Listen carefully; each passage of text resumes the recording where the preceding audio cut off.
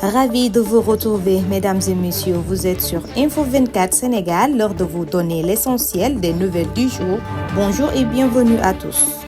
Démarrons l'actualité avec la politique, les engagements environnementaux du Sénégal pour la COP 2024 dévoilés lors d'une réunion tenue récemment à l'auditorium du ministère de l'Environnement et de la Transition écologiste. Le Sénégal a partagé ses engagements pris lors des conférences des parties COP dédiées à la biodiversité, au climat et à la désertification. Cet événement rapporté par l'APS a réuni partenaires financiers, acteurs étatiques et de la société civile, présidé par Daouda Ngom, ministre de l'Environnement et de la transition écologiste. Cet atelier avait pour objectif de relater les conclusions des COP 16, 29 et 16 pour cette année et examiner les recommandations émises pour une mise en œuvre effacée. Cet atelier vise à restituer l'ensemble de conclusions, mais également à insister sur la mise en œuvre des recommandations issues de ces 3 COP. Le journaliste Pape Sané a été auditionné ce lundi par la diffusion des investigations. L'audition s'est déroulée en 2 séquences durant la première partie qui s'est déroulée de 11h30 à 15h. Il était question de revenir sur mes propos que j'ai assumés entièrement. À la suite de cela, on m'a demandé si j'avais les moyens de prouver ces propos. Effectivement, j'ai versé des éléments au dossier qui prouvent que ce que j'ai dit ne l'est pas sorti de la rue. On nous a demandé de patienter, ce que nous avons fait durant 2 heures, puis j'ai été à nouveau auditionné. Il a plus été question de savoir d'où venaient ces documents. Il est impensable pour un journaliste de donner sa source. J'en suis tenu à ma déclaration liminaire, c'est-à-dire que cette information est là, que les documents que j'ai fournis ne suffisent d'aucun doute et qu'il revient aux autorités de voir l'usage qu'ils vont en faire. C'est très simple pour un procureur de requérir auprès des services des banques qui ont été cités pour voir si effectivement ils sont vrais ou faux. Le directeur général de la RTS, Papa Alé Niang, s'est rendu auprès du nouveau khalife de Darou Moussi, Serigne Khalil Mbacké, pour présenter ses condoléances suite au rappel à Dieu de Serigne Bassirou Mbacké Anta Niang, accompagné de ses propres collaborateurs. Il a réaffirmé l'engagement de la RTS à assurer une couverture médiatique complète du Magal de Darou Moussi prévu le 14 février 2025. FDR, une nouvelle souffle ou une fausse bonne nouvelle pour l'opposition sénégalaise. Le passage politique sénégalais a récemment été marqué par la naissance du Front pour la défense de démocratie de la République, du Front de l'opposition dirigé par Khalifa Sall, ancien maire de Dakar et figure importante de l'opposition au régime actuel. L'apparition de ce mouvement suscite de nombreuses interrogations sur la dynamique de l'opposition au Sénégal, surtout en raison de l'absence de certains poids lourds traditionnels tels que le Parti démocratique sénégalais PDS et son leader Karim Wade, Idrissa Seck du Parti Rewmi ou encore Amadou Ba, ancien premier ministre et actuel chef de l'opposition sénégalais.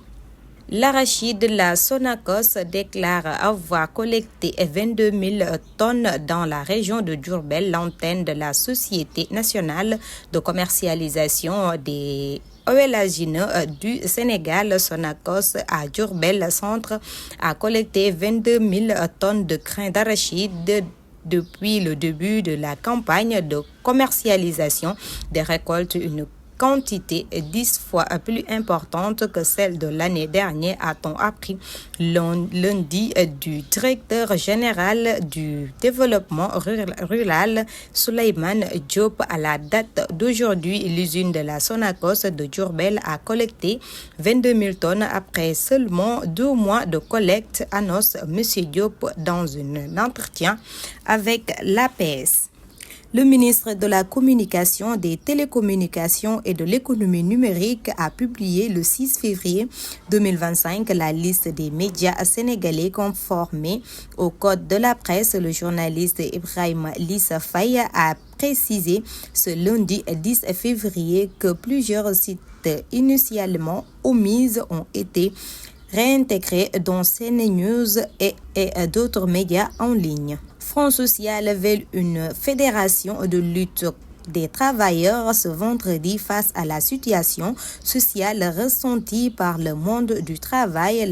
La Confédération nationale des travailleurs du Sénégal, CNTS, annonce la tenue d'un vaste rassemblement ce vendredi 14 février 2024 à partir de 15h à la Maison des travailleurs Cœur Média. Ce rassemblement a pour objectif de fédérer les luttes des travailleurs par la création d'un large front syndical autour des revendications essentielles de l'Assemblée, de l'ensemble des travailleurs et particulièrement des secteurs en lutte.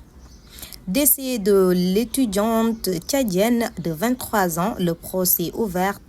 Le consultant général du Tchad à Dakar a annoncé que le procès concernant la mort suspecte de Stéphie Kaguer, survenue le 14 juillet 2024, se tiendra le 13 février prochain. Dans un communiqué, les autorités consulaires ont appelé à une mobilisation massive de la communauté tchadienne ce jeudi pour exiger la vérité sur cette affaire.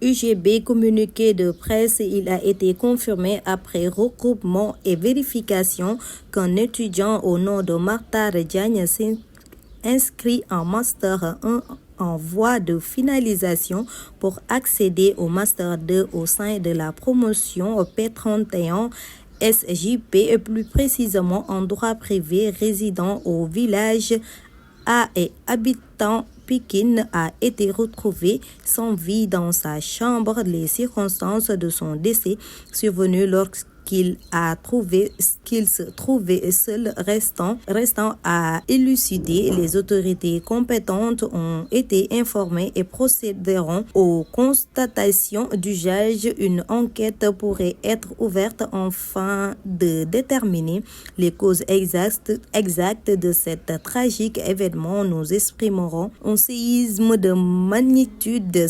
5.1 a frappé le Maroc. Épicentre se trouve à 13 km de Kassar el-Kébir. Les légères secousses ont été ressenties des personnes d'Assila, de Tanger, Tétouan et dans d'autres villes du nord ont été contactés. D'aucun dégâts ni incidents signalés. La situation reste calme. C'en est tout pour cette flash d'information. Merci de l'avoir suivi.